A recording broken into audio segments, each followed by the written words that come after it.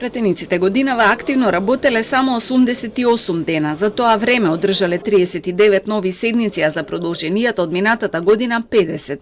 Голем број на закони се заглавени по собраниските комисии, меѓу кои предничи Комисијата за образование и наука, каде има 10 незавршени точки. Следуваат комисиите за здравство со 9, за политички систем и односи меѓу заедниците, за надворешна политика и за надзор над мерките за следење на комуникациите, со по 8 точки, и за финансирање и буџет со 7 закони. Собранискиот спикер за ова ги обвинува пратеничките групи и нивните координатори, особено опозицијата.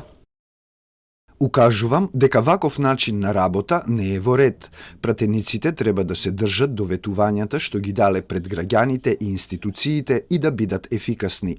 Излез од ваквата ситуација може да биде и новиот деловник, зашто веќе се водат разговори во процесот Жан Моне и би сакал да биде донесен до средината на идната година. Сепак, незавршената работа не е пречка пратениците да добијат мини зимски одмор. Првата нова седница е закажана дури на 10 јануари. Џафери ги отфрли обвинувањата на опозицијската ВМРО ДПМН пак дека одредени одлуки не ги носи врз основа на деловникот.